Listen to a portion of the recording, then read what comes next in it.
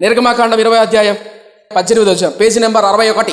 ప్రజలందరూ ఆ ఉరుములు, ఆ మెరుపులు, ఆ బూరధ్వనియు, ఆ పర్వత ధూమమును చూసి భయపడి తొలగి దూరముగా నిలిచి మోషేతో ఇట్లనిరే, నీవు మాతో మాట్లాడడమో మేము విందుమో, దేవుడు మాతో మాట్లాడినా మేము చనిపోదమో. ఒక స్థలం పగెత్తారా? ఇది ఎక్కడ సందర్భం? ఇశ్రాయేల్ ప్రజలు అరణ్యయాత్రకు వెళ్తున్నప్పుడు సీనాయి పర్వతం దగ్గర దేవుడు తన ప్రత్యక్షతను బయలుపరుచుకున్నాడు. అలా బయలుపరుచుకున్నప్పుడు ఉరుములు మెరుపులు వస్తున్నాయి. ఆ ఉరుములు మెరుపులు శబ్దానికి ఇశ్రాయేల్ ప్రజలు తట్టుకోలేకపోతున్నారు. అప్పుడు ప్రజలు అంటున్నారు, మోషే మేము వెళ్ళలేకపోతున్నాం, అవేవో నువ్వే విని మాకు చెప్పు అంటున్నారా. ఇప్పుడు మోషే ఏమంటున్నాడు? ఇది ప్రాముఖ్యమైనది. ఏమంటున్నాడు మోషే? అందుకు మోషే 20 వచనం చాలా చాలా చాలా ఇంపార్టెంట్. భయాల్లో ఇప్పుడు మంచి భయం ఏది? 20 చాలా ఇంపార్టెంట్.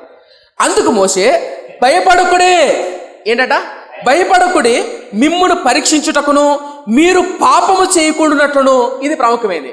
మిమ్మును పరీక్షించుటకును మీరు పాపము చేయకూడనట్లును ఆయన భయము మీకు కలుగుటకును దేవుడు ఏం చేశానని ప్రజలతో చెప్పాను.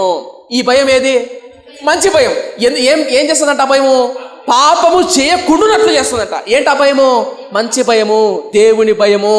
దేవుని భయము, మంచి భయము పాపము నుంచి, చెడ్డ సవాసం నుంచి, చెడు అలవాట్ల నుంచి దూరం చేస్తుంది. చెడ్డ భయం ఏం చేస్తుంది? కృంగదీస్తుంది, నీరు గారుస్తుంది, లేనిపోని అపోహలను పుట్టించి నాశనం చేస్తుంది.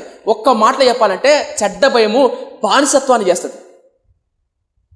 ఒక మాట చెప్తాను. ఒక క్రైస్తవుడు ఈ మాట అన్నాడు, ఒక దైవజనుడు ఏమన్నాడంటే, కొంతమంది క్రైస్తవులో 2 రకాలు ఉంటారంట. క్రైస్తవులో 2 రకాలు ఏంటో తెలుసా? బానిసత్వం క్రైస్తవం, కుమారత్వం క్రైస్తవం. అర్థం కాలేదేమో. బానిసత్వం క్రైస్తవం ఏంటంటే ప్రభు అయ్యి ప్రభు అయ్యా అయ్యా అయ్యా అయ్యా అని అడుక్కుంటారు ప్రార్థనలో. అర్థం కాలే అడుక్కుంటారు, అయ్యా అయ్యా అయ్యా అయ్యా అయ్యా అని అడుక్కుంటారు. కొంతమంది ఏమో ప్రార్థన చేస్తారా? తండ్రి నాకు ఇది కావాలి, దేవా నాకు ఇది అవసరం ఉంది, నాకు తోడేడు. ఇది ఎవరి అధికారము? కుమారుని అధికారం. అడుక్కునే అధికారం, కుమారుని అధికారం. ఇలా 2 రకాల క్రైస్తవులు ఉంటారు. అడుక్కునేవాడు తెలుసా? పాపంలో బందీ అయిపోయి దేవునితో సహవాసాన్ని కోల్పోయి దేవుడు దూరంగా ఉంటాడు. వాడు ప్రార్థన చేయని చేత రాదు, వాడు ప్రార్థన చేయాలంటే ధైర్యం ఉండదు, వాడు ప్రార్థన చేయాలంటే శక్తి ఉండదు, వాడు ప్రార్థన చేయాలంటే ధైర్యం సరిపోదు. ఎందుకు చెప్పు? పాపంలో బానిసత్వం ఉన్నాడు కాబట్టి, పాపం చేస్తున్నాడు కాబట్టి, దేవుని సన్నిధికి దూరంగా ఉన్నాడు కాబట్టి ఏమడుతాడు? అయ్యా అయ్యా అయ్యా అయ్యా అని అడుగుతాడు. దగ్గర సహవాసం ఉన్నవాడు, దేవునితో అటాచ్మెంట్ ఉన్నవాడు ఏమని ప్రార్థన చేశాడు? ధైర్యంగా కుమారుని తత్వంతో దత్తపుత్ర ఆత్మను సంపాదించుకొని ధైర్యంగా ఆయన సన్నిధిలోకి వెళ్తాడు. ఇలా 2 రకాల క్రైస్తవులు ఉంటారు. ఇప్పుడు చెప్తున్నా, మళ్ళీ గుర్తుపెట్టుకోండి. భయాల్లో మంచి భయం, చెడ్డ భయం. ఈ చెడ్డ భయం ఉన్నాడు కృంగిపోతాడు, నీరు గారిపోతాడు. మంచి భయం అనగా దేవునికి దగ్గర చేస్తూ చెడ్డానికి పాపానికి దూరం చేస్తుంది. సో ఇప్పుడు చెప్పండి, మంచి భయం ఏది? ఇప్పుడు మనం చూసామే, మోషే చెప్తున్నాడు అద్భుతమైన మాట. ఈ భయము పాపానికి దూరం చేయకుండా కాపాడుతుంది. ఇప్పుడు చెప్పండి, ఏ భయం కావాలా? ఏ భయం కావాలా? మనుషులు భయపడుతూ వాడేమంటాడు, వీళ్ళేమంటారు అంటే మనుషులు భయపడద్దంటాంలే.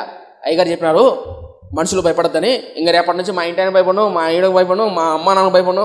ఇది కాదు సుమా, ఏం చూసు అది కాదు నేను అంటున్నది. పెద్దలకు భయపడాలా? భయపడద్దంటలా. అనవసరమైన భయాలకు భయపడకండి, దేవునికి భయపడండి, మంచి భయం కలిగి ఉండండి. మంచి భయం కలిగి ఆత్మీయంగా ముందుకెళ్దాం. ప్రభుని అడగండి. ఏంటో అడగడం? ప్రభువా మంచి భయం నాకేమో. అనవసరమైన భయాలకు నీ సన్నిధికి దూరం అయిపోయానయ్యా, నీ పరిచర్యకు దూరం అయిపోయానయ్యా.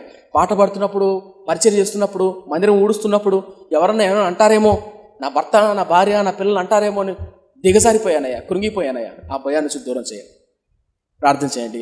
అలాగే మీ పిల్లలకు చెప్పండి, అయ్యా మంచి భయం ఏది, చెడ్డ భయం ఏది.